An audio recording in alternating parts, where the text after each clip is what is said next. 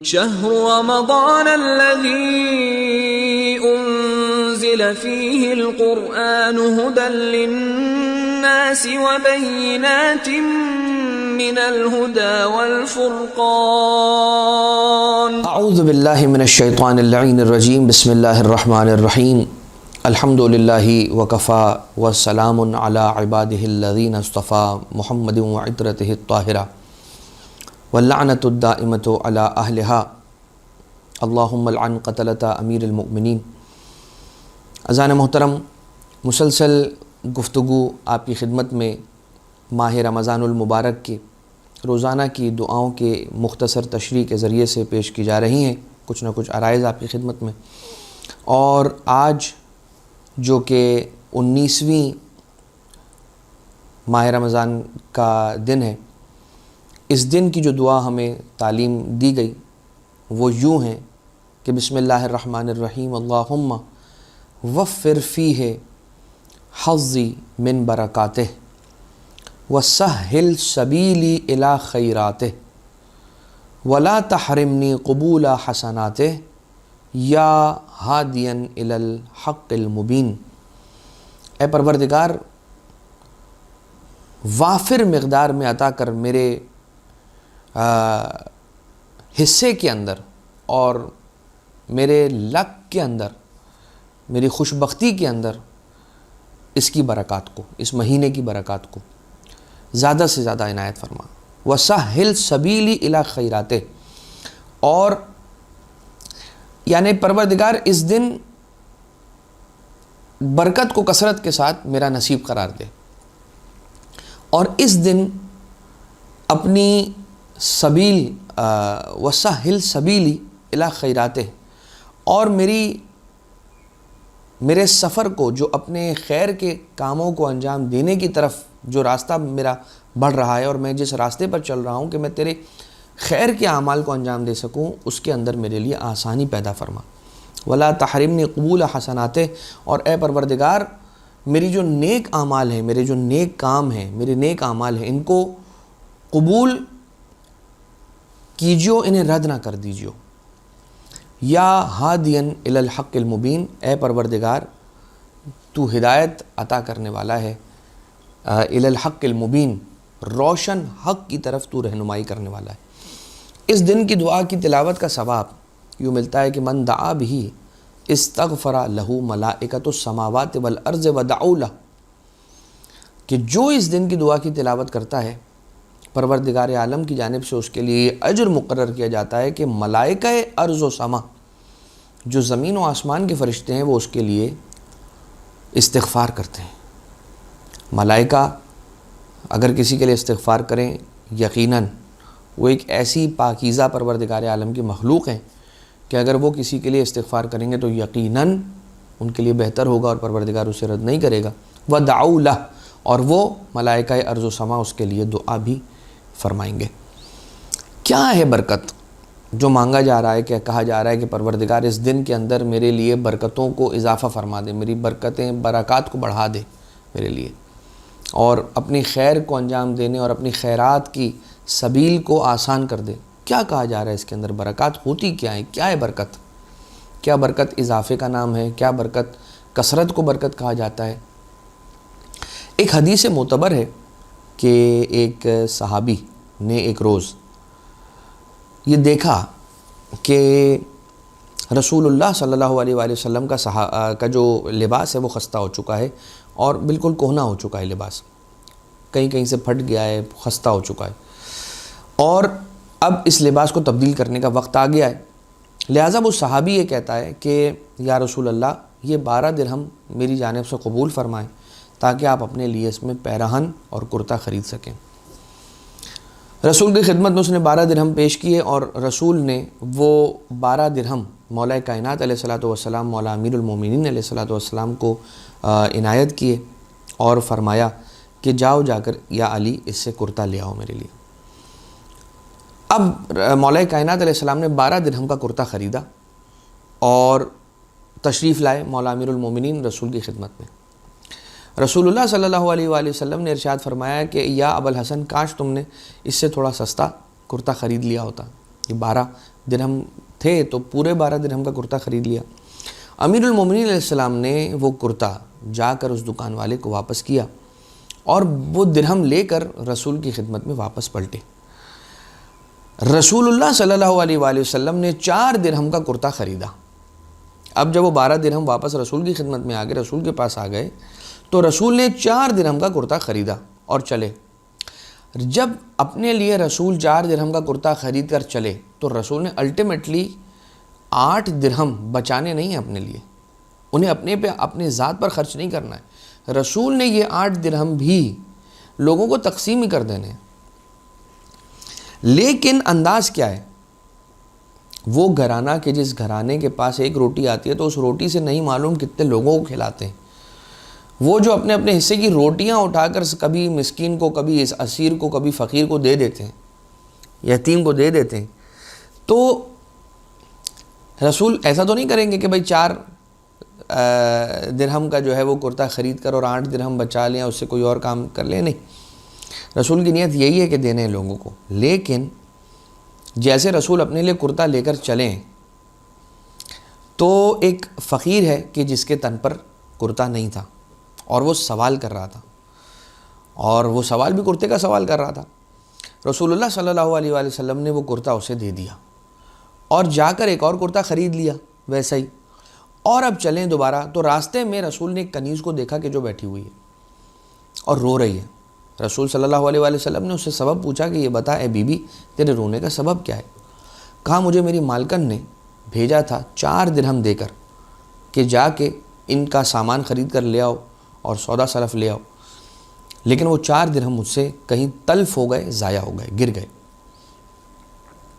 اور اب میں خوف زدہ ہوں کہ میرا کیا ہوگا،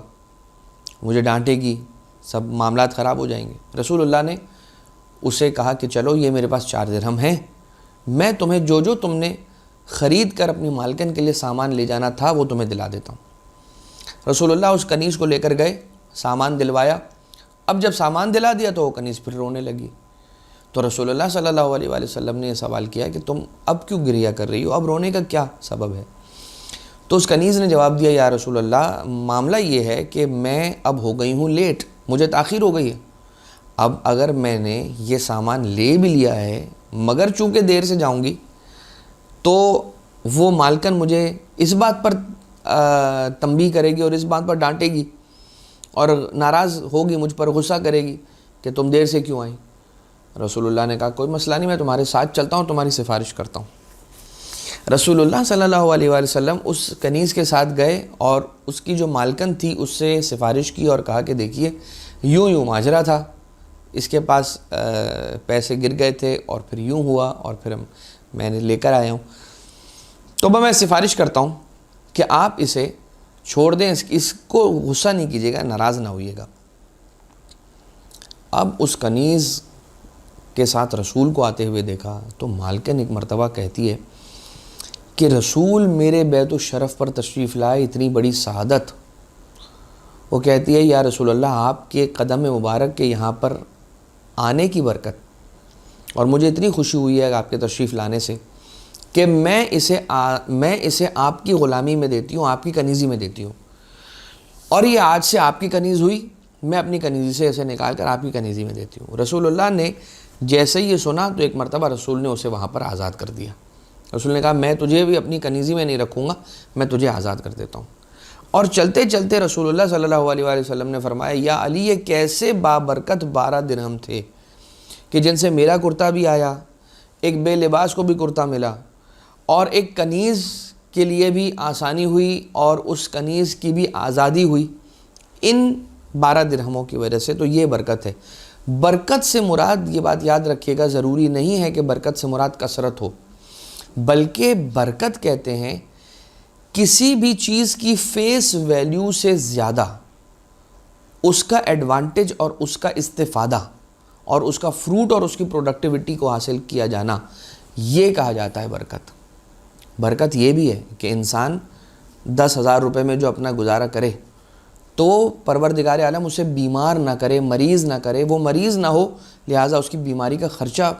بچ جائے، یہ بھی برکت ہے۔ کوئی انفورسین ایکسپینسز آتے ہیں ان سے اگر انسان بچ جاتا ہے یہ بھی برکت کے زمرے میں آتا ہے۔ لہٰذا کون سی چیزیں ہیں جو برکت لانے والی چیزیں ہیں جو روایتوں کی روشنی میں ہمیں ملتا ہے، ہم وہ آپ کی خدمت میں ضرور عرض کر دیں تاکہ ہم سب ان چیزوں کا خیال رکھیں اور برکتوں کو اپنی طرف جلب کریں اور کھینچیں۔ نمبر 1، اذان دینا۔ گھر میں اذان دینے سے برکت کا دورہ ہو جاتا ہے، بہت زیادہ برکت ہوتی ہے اس گھر میں کہ جہاں پر اذان دی جا رہی ہو۔ نمبر 2، مہمان کو گھر لا کر کھانا کھلانا۔ نمبر 3، گھر میں تلاوت قرآن کریم کرنا، اس سے بھی برکتیں ہوتی ہیں اور بہت زیادہ۔ نمبر 4، صفائی اور روشنی، گھر کو صاف رکھنا اور گھر کو روشن رکھنا۔ جیسے غروب کا وقت ہوا، مغرب کا وقت ہوا، انسان نے گھر میں پورے روشنی کر دی، یہ بھی رزق اور برکت کو کھینچنے کا سبب بنتا ہے، اور صفائی رکھے گھر میں تو یہ بھی سبب بنتا ہے برکت کا۔ اور نمبر 5، گھر والوں کو سلام کرنا۔ جیسے انسان گھر میں داخل ہو تو سب کو سلام کرے، گھر والوں کو سلام کرے، گھر پر موجود افراد پر سلامتی بھیجے۔ تو سلامتی کا بھیجنا، سلام کرنا، یہ خود بابرکت عمل ہے اور اس سے برکتیں کھینچی چلی آتی ہیں انسان کے گھر میں۔ یقیناً جب یہ کہا جا رہا ہے کہ گھر والوں کو سلام کرنا،